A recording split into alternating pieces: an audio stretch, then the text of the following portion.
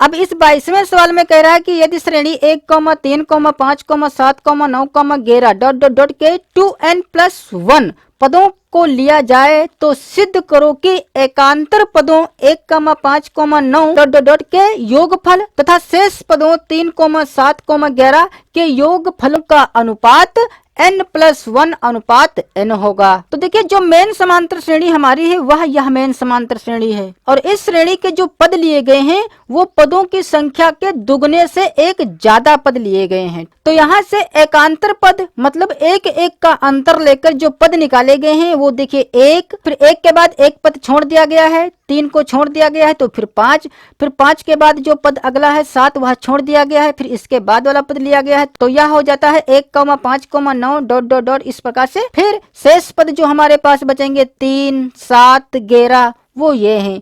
तो कहा जा रहा है कि यदि इन पदों को जोड़ दिया जाए और इन पदों को जोड़ दिया जाए तो जब हम इसका अनुपात निकालेंगे तो वह अनुपात इतना होगा n+1 अनुपात n। तो यहाँ पर जो एकांतर पद हैं 1, 5, 9, डॉट डॉट डॉट, फिर हमारे पास जो शेष पद हैं 3, 7, 11।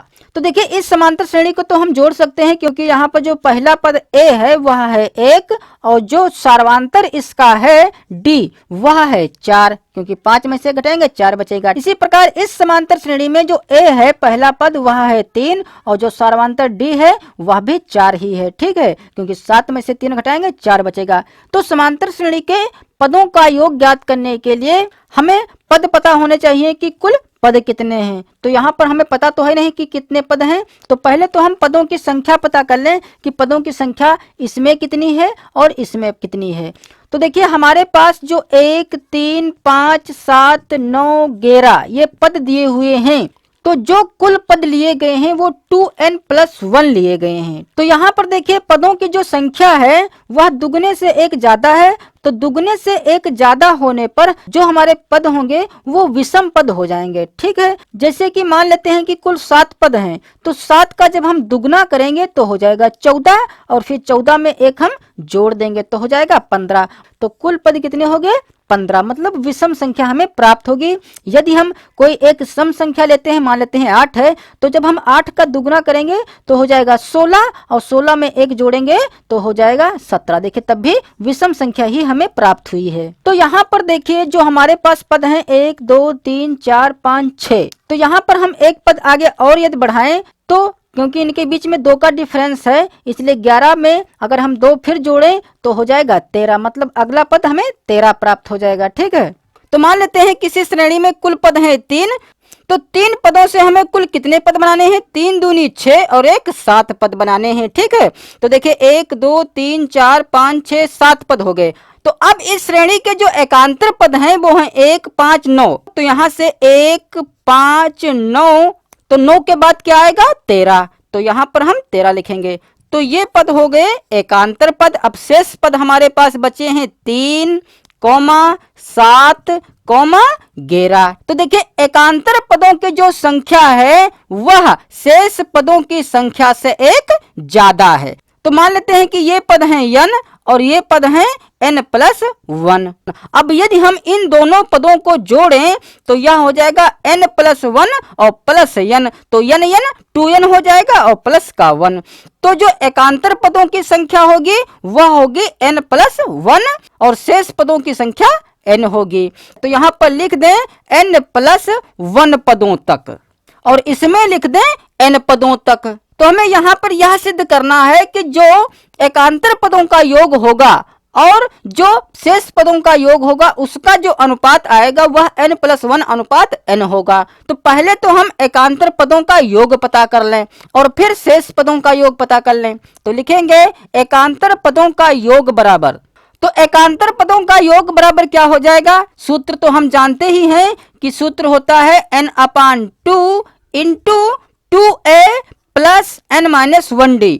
तो यहाँ पर जो n है वह है n+1, तो यहाँ पर इस n की जगह पर लिखेंगे n+1 और इस a का मान है 1 क्योंकि a होता है पहला पद, तो यहाँ पर पहला पद है 1, तो इस a की जगह पर हम गुणे में 1 रखेंगे। ठीक है, और इस n की जगह पर हमें लिखना होगा n+1, और यह माइनस का 1 तो रहेगा ही रहेगा, तो माइनस का 1 भी लिख दें। ठीक है, और गुणे में होता है d, तो d यहाँ से यदि हम निकालें तो 5 में से 1 घटाएंगे 4 बचेगा, तो d का मान आ जाएगा 4। ठीक है, अब इसे हल कर लें तो यह हो जाएगा n+1/2, और इंटू में 2 अक्कम 2 प्लस, देखिए यहाँ पर प्लस का 1 है, यह माइनस का 1 है, तो 1 1 तो कट जाएगा, तो सिर्फ बचेगा n, और n की गुणा हमें करानी है 4 में, तो यह हो जाएगा 4n। तो यहाँ से हम 2 कॉमन ले सकते हैं, तो कॉमन यहाँ पर 2 मिल रहा है, तो 2 जब कॉमन लेंगे इस प्रकार से, तो अंदर बचेगा 1 और प्लस यहाँ पर बचेगा 2n, तो 2 से यह 2 कट जाएगा, तो हमारे पास बचेगा n+1 और इंटू 1 + 2n। तो यह तो आया एकांतर पदों का योग। अब हमें पता करना है शेष पदों का योग, तो लिखेंगे तथा शेष पदों का योग। तो शेष पदों का योग भी हम इसी सूत्र की सहायता से करेंगे। क्या होता है n/2, तो n का मान n ही है, तो n/2 इंटू 2a, तो 2 और a का मान है 3, तो इसे हम सीधे 3 दूनी 6 रख दें। ठीक है, फिर प्लस n-1, तो n-1 और इंटू में d, तो d इसमें भी 4 ही रहेगा, क्योंकि 7 में से 3 घटाएंगे 4 बचेगा, तो d का मान रख दें 4।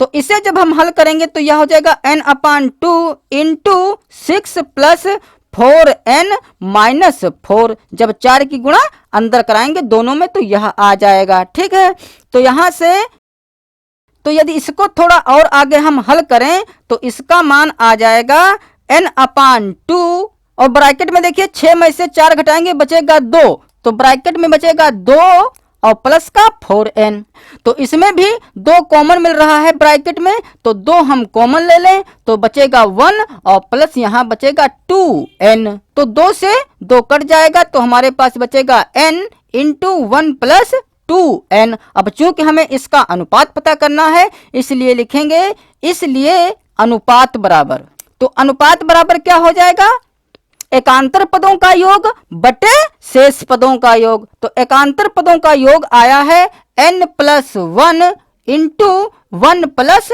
2n, और इसके बटे हमें करना है शेष पदों का योग, क्योंकि अनुपात का मतलब होता है भाग कराना, मतलब बटे में रखना। ठीक है, इसलिए हम शेष पदों का जो योग है उसे बटे में रखेंगे, तो शेष पदों का योग आया है यह, तो यह लिख दें n इंटू 1 + 2n, तो इससे यह कट जाएगा क्योंकि एक जैसा है ऊपर नीचे है, तो यह हो जाएगा n+1/n, और जिसे हम n+1 अनुपात n लिख सकते हैं। मतलब जब हम इस बटे को हटाएंगे तो इस बटे की जगह पर अनुपात रख सकते हैं। तो जो चीज हमें सिद्ध करना था वह चीज आ गया है, तो यह हो गया प्रूव्ड। अब इस 23वें सवाल में कह रहा है कि a, a-b, a-2b, a-3b ... के n पदों का योगफल ज्ञात करो। तो ये सवाल तो आप स्वयं ही कर सकते हैं, फिर भी जो थोड़ा असमर्थ है करने में उनके लिए करे दे रहे हैं। तो यहाँ पर कोमा लगा है, यहाँ पर भी कोमा है, यहाँ पर भी कोमा है, मतलब इसमें एक पद यह है, एक इतना पद यह है, और एक इतना पद यह है, और एक इतना पद यह है। ठीक है, तो हम जानते हैं कि समांतर श्रेणी के n पदों का योगफल ज्ञात करने के लिए क्या सूत्र होता है, Sn बराबर होता है n/2 into 2a + n-1 d। तो जो यहाँ पर a होता है वह पहला पद होता है, तो इस बार चूंकि यहाँ पर a आ गया है इसलिए हम इस स्मॉल a को हटाकर यहाँ पर कैपिटल A रख सकते हैं, और यहाँ पर d नहीं आया है इसलिए स्मॉल d ही यहाँ पर रखें, अथवा जब हमने इसको कैपिटल A रखा है तो इसको भी कैपिटल D ही रख सकते हैं। ठीक है, तो जो यहाँ पर पहला पद a है वह है a, और यदि यहाँ से हम d निकालें सार्वांतर तो हम अगले पद में से पिछला पद घटाएंगे, मतलब a - b में से हमें a घटाना होगा, तो a से a कट जाएगा प्लस माइनस होने की वजह से, तो बचेगा सिर्फ माइनस का b, तो d का मान आ गया माइनस का b। तो अब हम ये मान इस सूत्र में रख दें तो यह हो जाएगा n/2 इंटू 2a, तो a की जगह स्मॉल a प्लस n-1 और d की जगह पर रखना है माइनस का b। तो यह हो जाएगा n/2 इंटू 2a। तो देखिए यह माइनस का b है और यह प्लस का है, ठीक है। तो प्लस माइनस सीधे हम यहाँ पर माइनस कर सकते हैं और यह हो जाएगा n-1 इंटू में b कर दें, जो कि यही हमारा है आंसर। अब इस 24वें सवाल में कह रहा है कि यदि किसी समांतर श्रेणी के p पदों का योग q पदों के योग के बराबर हो तो सिद्ध करो कि उसके p प्लस q पदों का योग शून्य होगा। तो मान लेते हैं कि समांतर श्रेणी का जो पहला पद है वह a है तथा जो सार्वंतर है वह d है। तो सवाल में कहा गया है कि p पदों का जो योग है वह q पदों के योग के बराबर है। तो यहाँ पर लिखेंगे प्रश्नानुसार बराबर है q पदों के योग के। और हम जानते हैं कि n पदों का जो योग होता है वह होता है n/2 into 2a plus n-1 into d। तो चूंकि यहाँ पर p पदों का योग की बात की गई है इसलिए इस n की जगह पर हमें p रखना होगा। तो यह हो जाएगा p/2 into 2a plus p-1 into d और बराबर में q पदों का जो योग होगा वह इस n की जगह पर q रखना होगा। तो यह हो जाएगा q/2 into 2a plus q-1 into d। तो अब देखिए दोनों पक्षों में 2 जो है बटे में है तो 2 और 2 हम काट सकते हैं, ठीक है। तो अब देखिए यह ब्रैकेट खोल लें तो p की गुणा हमें इस पद और इस दोनों पदों में करानी होगी, इसी प्रकार q की भी गुणा करानी होगी अंदर। तो p की गुणा हम जब अंदर कराएंगे तो यह हो जाएगा 2ap और फिर प्लस अब p की गुणा हम इस ब्रैकेट में कर लें p-1 में तो जब p की गुणा p से कराएंगे तो p² हो जाएगा, फिर p की गुणा 1 से कराएंगे तो माइनस का p हो जाएगा और इंटू में d तो है ही। फिर इसी प्रकार q की गुणा करा लें तो यह हो जाएगा 2aq और प्लस q की गुणा इस ब्रैकेट में कराएंगे तो यह हो जाएगा q² माइनस q और इंटू में d तो है ही तो इंटू में d लिख दें। अब हम इसको उठाकर इधर ला सकते हैं तो इधर तो देखिए हमारे पास 2ap है और इसके जैसा लगभग यह है तो इसको हम उठाकर इसके पास ही रख दें तो यह माइनस का हो जाएगा 2aq फिर प्लस p² माइनस p और इंटू में d और इसको इसके पास कर दें तो प्लस का है माइनस का हो जाएगा q² माइनस q और इंटू में d और इधर बचेगा 0 क्योंकि सब कुछ उठाकर इधर रख दिया गया है। तो अब यहाँ से हम 2a कॉमन ले सकते हैं तो 2a जब कॉमन लेंगे तो यहाँ पर बचेगा p माइनस यहाँ बचेगा q और फिर देखिए कि इस पद में और इस पद में d है तो d कॉमन मिल रहा है तो प्लस d हम कॉमन लेंगे इस प्रकार से। तो जब d कॉमन लेंगे तो यहाँ पर बचेगा p² माइनस p और माइनस q²। देखिए ब्रैकेट से पहले माइनस है और जब हम इसे खोलेंगे तो अंदर के चिन्ह बदल जाएंगे तो प्लस का q² है माइनस का q² हो जाएगा, माइनस का q है प्लस का q हो जाएगा, ठीक है। और बराबर इधर है 0 के। तो अब देखिए इस छोटे ब्रैकेट में जो p² माइनस q² है इसको हम एक पास कर लें ताकि यह सूत्र बन सके a² माइनस b² का और जिसे हम a plus b into a minus b लिखते हैं। तो यह तो ज्यों का त्यों ही रखें 2a into p minus q और प्लस ब्रैकेट में p² माइनस q² को जब हम इस प्रकार से एक पास रखेंगे तो यह इसके जैसा बन गया। तो इसे हम एक ब्रैकेट में a प्लस b एक ब्रैकेट में a माइनस b रखेंगे, मतलब एक ब्रैकेट में p प्लस q और दूसरे ब्रैकेट में p माइनस q रखेंगे।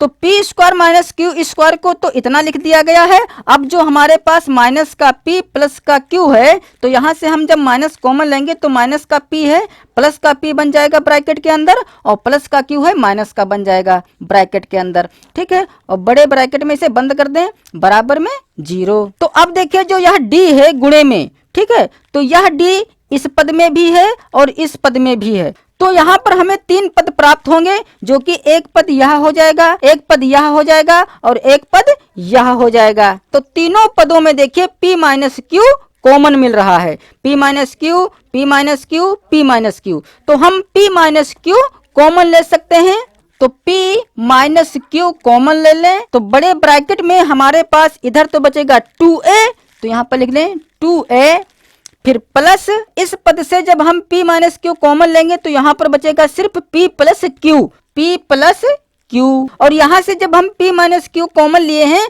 तो यहाँ पर बचेगा एक, वो भी माइनस का, तो -1। और दोनों पदों के साथ d था, इसलिए हम इसे ब्रैकेट में रखकर d को यहाँ अथवा यहाँ रख सकते हैं, ठीक है, और बराबर में है 0। तो देखिए हमें चूंकि यह सिद्ध करना है कि p प्लस क्यू पदों का योग 0 है, तो जब हम p प्लस क्यू पदों का योग पता करेंगे सूत्र की सहायता से, तो यह इस प्रकार से हो जाएगा p प्लस क्यू अपान 2 और इनटू में हो जाएगा 2a प्लस n की जगह पर हमें रखना है p प्लस क्यू और -1 और इनटू में d। तो देखिए जो यहाँ बड़े ब्रैकेट में है वही चीज यहाँ पर भी है, तो हम इतने का मान पता करके इसकी जगह पर वह मान रख देंगे, ठीक है। तो चूंकि यह और यह गुणे में है तो हम चाहे तो इसको उठाकर उधर रख सकते हैं, तो p माइनस क्यू बराबर 0 हो जाएगा, लेकिन p माइनस क्यू बराबर 0 नहीं हो सकता है क्योंकि p और q अलग अलग पदों की संख्या है, इसीलिए p माइनस क्यू का मान 0 नहीं हो सकता है। और यदि हम 0 ले भी लेंगे तो हमें कोई फायदा नहीं मिलेगा, ठीक है, क्योंकि यहाँ पर तो p प्लस क्यू है। तो p माइनस क्यू को हम इधर से हटाकर उधर भेज दें तो यह हो जाएगा 0 बटे p माइनस क्यू, और 0 बटे p माइनस क्यू करेंगे तो 0 ही आ जाएगा, अर्थात 2a plus p plus Q minus 1 into D बराबर हो जाएगा 0। और जो यह p माइनस क्यू है उठाकर इधर लाए हैं तो 0 बन गया। तो इसे समीकरण डाल दें 1, क्योंकि जब हम इसका मान यहाँ पर रखेंगे तो लिख देंगे कि समीकरण 1 से यह मान रखा गया है, ठीक है। तो बराबर p प्लस क्यू अपान 2 इंटू इसकी जगह पर हम 0 रख सकते हैं क्योंकि इतने का मान 0 है, ठीक है। देखिए जैसा यह है वैसा ही यह है, तो इसकी जगह पर हम 0 रख सकते हैं। तो यह मान कहाँ से रखा गया है, तो यहाँ पर ब्रैकेट में लिख दें कि यह मान समीकरण 1 से रखा गया है। तो यहाँ पर आ गया p प्लस क्यू अपान 2 इंटू 0, और हम जानते हैं कि किसी की भी गुणा 0 से कराते हैं तो उसका मान 0 ही आएगा, ठीक है। तो यह आ गया SP प्लस क्यू, मतलब p प्लस क्यू पदों का योग, जो कि आया है 0 के बराबर। और यही चीज हमें सिद्ध करनी थी कि p प्लस क्यू पदों का योग 0 होगा, तो वही चीज आ गई है। तो यहाँ पर लिख दें प्रूव्ड।